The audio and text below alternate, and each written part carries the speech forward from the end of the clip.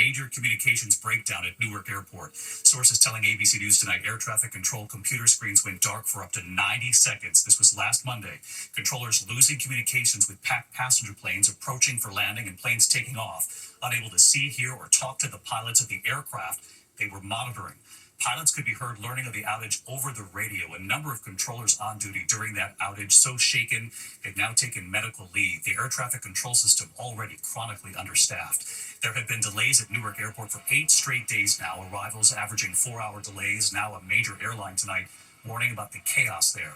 Newark is, of course, one of the country's busiest airports, and now comes this new reporting that air traffic controllers suddenly had no way to communicate with the passenger jets that they were monitoring in the air.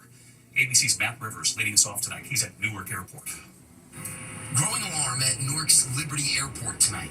ABC News learning air traffic controllers lost radar and communications with planes packed with passengers for 60 to 90 seconds last week.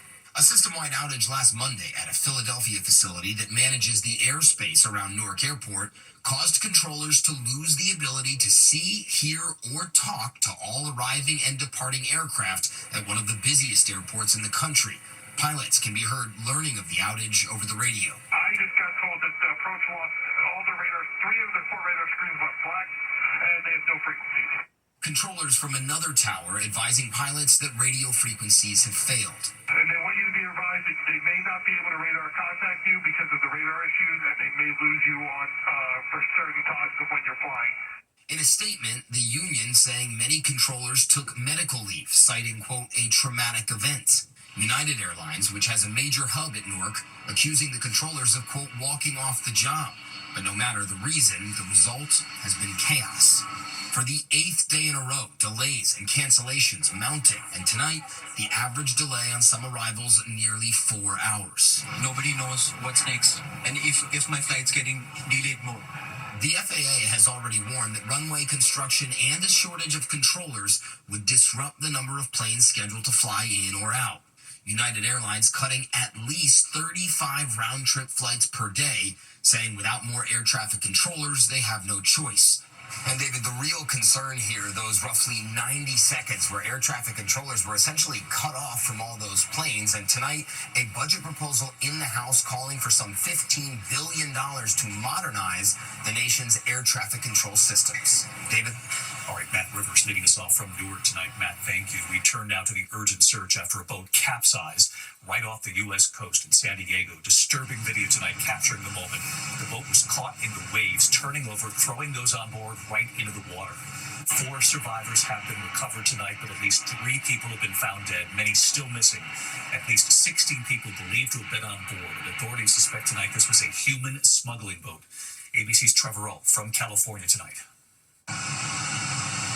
This is the moment a wave flipped a suspected human smuggling boat carrying at least 16 people off the California coast. The boat washing ashore around 6:30 this morning on Torrey Pines State Beach near San Diego. A frantic search for survivors now underway. We see a bunch of helicopters, Border Patrol, cops. Authorities say at least 3 people were killed, 4 more rushed to the hospital. First responders searching for at least 9 missing. We do have air resources that are sweeping lateral north and south of the beach. We do have lifeguards in the water on boats and jet skis. The 12-foot vessel is called a ponga boat. It's designed for fishing, but commonly used by smugglers slipping people past the border. Right there, you see the beginning of the border wall between the U.S. and Mexico. The Coast Guard telling our Matt Gutman in February they encounter about 350 migrants a month in these same waters off San Diego. The operators of the vessels have very little regard for their safety, for the safety of the individuals that are on board their vessels. David, the medical examiner's office says the people who died in this incident were all men. The Coast Guard says smuggling operations along the San Diego coast have increased 400% since 2018. David? Trevor Alt reporting in tonight. Trevor, thank you. We turn next this evening to President Trump's new effort to speed up his mass deportation plan. He's now offering undocumented immigrants $1,000 in taxpayer money and a free flight if they self-deport. And tonight, President Trump now says he wants to reopen Alcatraz, calling the prison horrible and beautiful. Here's our chief White House correspondent, Mary Bruce. Tonight, in an attempt to accelerate his mass deportation efforts, President Trump unveiling a new plan, offering undocumented immigrants $1,000 in taxpayer money and a plane ticket to self-deport. We're going to pay each one a certain amount of money, and we're going to get them a beautiful flight back to where they came from, and they have a period of time. And if they make it, we're going to work with them so that maybe someday, with a little work, they can come back in if they're good people. The Trump administration says they've deported 150,000 people since January, far short of the pace needed to remove the tens of millions the president promised. Trump today blaming required immigration hearings for slowing down his plan. The courts have all of a sudden, out of nowhere, they said, maybe you have to have trials. We're going to have 5 million trials. Doesn't work. In a remarkable statement, the president refusing to say whether he believes he needs to uphold the Constitution and the right to due process. Don't you need to uphold the Constitution of the United States as president? I don't know. I have to respond by saying again, I have brilliant lawyers that work for me, and they are going to obviously follow what the Supreme Court said. Tonight, the administration insisting Trump's new self-deportation plan won't just jumpstart deportations, it will also save money, noting the average cost to arrest, detain, and remove an undocumented immigrant is more than $17,000. They say one person has already taken up their offer, booking a flight from Chicago to Honduras. And tonight, Trump, who has sent hundreds of undocumented migrants to a notorious prison in El Salvador without any due process, is now talking about reopening one of America's most infamous prisons, Alcatraz. Known as The Rock, perched on a rugged, hard-to-reach island off San Francisco, it closed over 60 years ago because its remote location made it too expensive to operate. Now, Trump wants to bring it back, saying he's instructing the Bureau of Prisons to reopen a substantially enlarged and rebuilt Alcatraz to house America's most ruthless and violent offenders. But it sort of represents something that's both horrible and beautiful and strong and miserable, weak.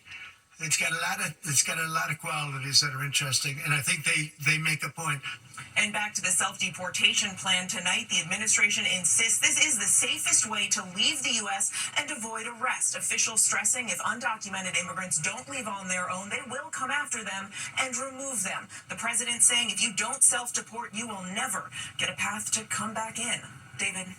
Mary Bruce at the White House tonight for us. Mary, thank you as always. Tonight, Defense Secretary Pete Hegseth ordering steep cuts to military leadership, calling for a 20% reduction of 4-star general officers and a similar reduction of top positions in the National Guard.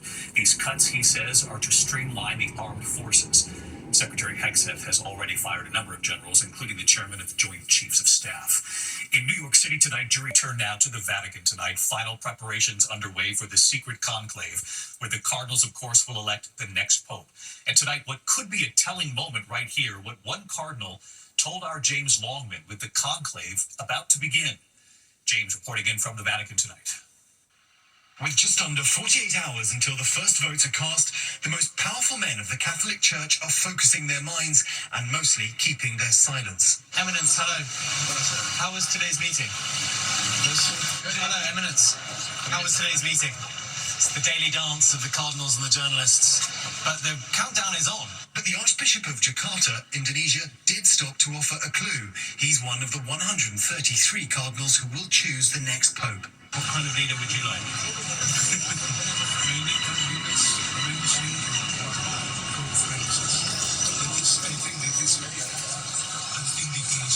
Why? His style or his faith, his doctrine? His simplicity. And today we got a closer look at the outfit the new pope will be wearing. The vestments for the next pope. From tailor to the Pope, Ranieri Mancinelli. Nona Altezza. We've made a small, medium and large, he says, for the waist, but not the height. 33 buttons, each one for every year that Christ lived. But the tailor has made only one zucchetto, the Pope's famous white cap.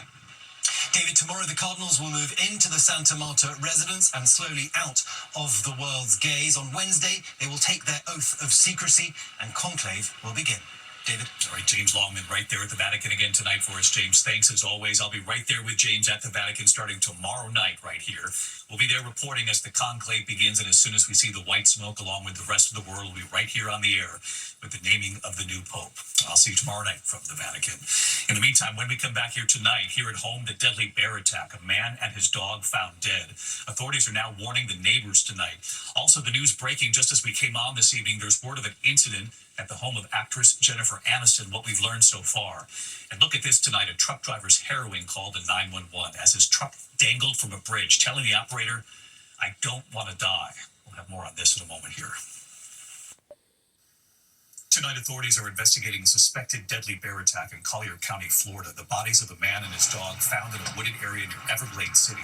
Residents and visitors in the area are being warned to be on alert. A truck driver making a harrowing 911 call while his rig was dangling over the side of a bridge. The semi-truck crashing. This is the Kennedy Bridge in Louisville, Kentucky. The driver trapped in his cab, hanging over the bridge. He made several calls to 911, pleading for help. I'm just hanging over the bridge. I don't want to die. It took rescuers about 30 minutes to get him out. He's not hurt. When we come back here tonight, the breaking news this evening involving actress Jennifer Aniston from Friends, the alarming incident at her home, and we'll have more in a moment here. To the index of other news tonight, police racing to the scene of actress Jennifer Aniston's home in Los Angeles. ABC News has learned a man crashed through the front gate. He was stopped by security guards and held until authorities arrived. Aniston was reportedly home at the time. Police are not sure yet if this was accidental or intentional. Tonight, we're tracking flood watches and severe thunderstorms across more than a dozen states. More than 40 million Americans on alert tonight for heavy rain, hail, damaging winds. As you can see, they're from New Mexico to Florida, all the way up to the Northeast. A major flash flooding threat tomorrow in Louisiana and the Deep South. Eastern Texas bracing for another round of severe storms. There are chilling new details tonight about an alleged bomb plot targeting Lady Gaga's historic concert in Rio de Janeiro. About 2.5 million people turning out for the free concert, the largest crowd ever for a female artist. Police believe the suspects were specifically targeting the LGBTQ community. Lady Gaga reportedly did not know about the threat until after the concert. When we come back here tonight, the father and his little girl at the Yankees game, a foul ball heading their way, and she covered his eyes just as he was trying to catch it. You have to see how this ended. Tonight here, America Strong. Catching a foul ball at the game is hard enough. Then the little girl giving her father quite the challenge. It was the incredible catch at Yankee Stadium, and it didn't even happen on the field. Top of the second, New York Yankees versus the Tampa Bay Rays. A foul ball hit right into the stands, and watch this. He's going to catch the ball. She covers his eyes. How about that? And he still caught it. It's dad power right there. That's impressive.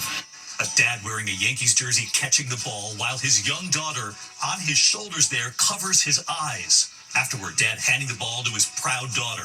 The MLB sharing the clip online, writing dads could really do anything. No word yet tonight on who the mystery dad is, while both Yankees and Rays fans cheer on that epic eye-covered catch. Making one young daughter very happy. Dad will have a story to tell her when she grows up. Just quite something. Just wait until she grows up and here's that story. Thank you for watching here tonight. I'm David Muir. I'll see you tomorrow night from the Vatican. Until then, have a good evening. Good night.